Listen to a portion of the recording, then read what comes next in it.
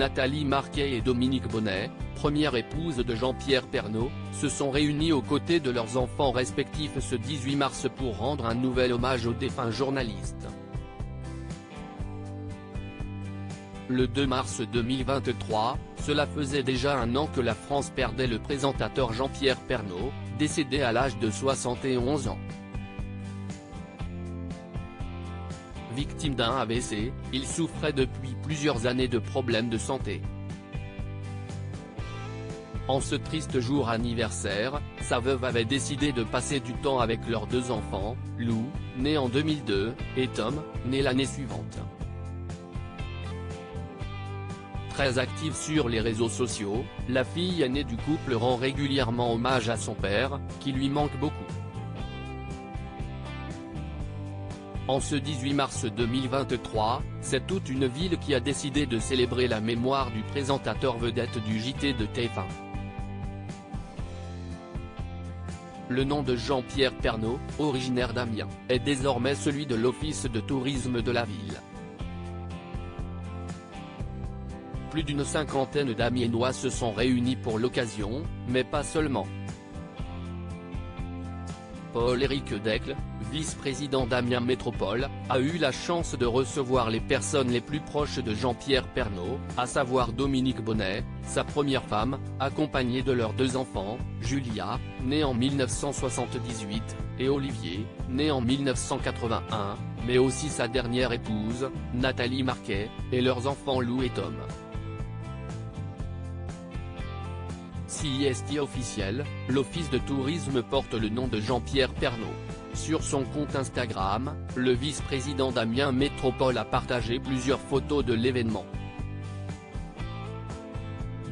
On peut y voir les habitants de la ville, heureux de s'être réunis pour rendre hommage au présentateur du JT de TF1. Dominique Bonnet pose aux côtés de ses enfants, y compris son aînée Julia, qui est gynécologue et préfère rester loin des feux des projecteurs. En légende, il remercie tous ses proches d'avoir fait le déplacement. Cette fois, CIST officiel, l'office de tourisme porte le nom de Jean-Pierre Pernaut. Un grand merci à sa famille venue nombreuse pour cet événement, ainsi qu'à vous toutes et tous qui êtes venus lui rendre hommage. De son côté, Brigitte Fourré, maire d'Amiens, assure que la ville si chère au cœur de Jean-Pierre Pernaut ne pouvait lui faire honneur d'une meilleure façon. Nous sommes ravis de donner son nom à l'office de tourisme, CIST un bel hommage. De plus, la cathédrale d'Amiens qu'il chérit 7 ans est en face. View this post on Instagram à post shared by Paul-Éric Decles @Paul-Éric Decles. L'office de tourisme Jean-Pierre Pernaut. TF1 consacre un reportage à l'événement. Lou Pernaut en parle aussi sur Instagram. Les Amiénois n'étaient pas les seuls chanceux à pouvoir découvrir les deux plaques gravées Office de tourisme Jean-Pierre Pernaut. Durant le JT de 20h d'Anne-Claire Coudray, TF1 a également dévoilé quelques images de l'événement, où l'on peut notamment voir ces deux garçons, accompagnés de Nathalie Marquet, soulever le drap qui cachait la nouvelle plaque de l'établissement.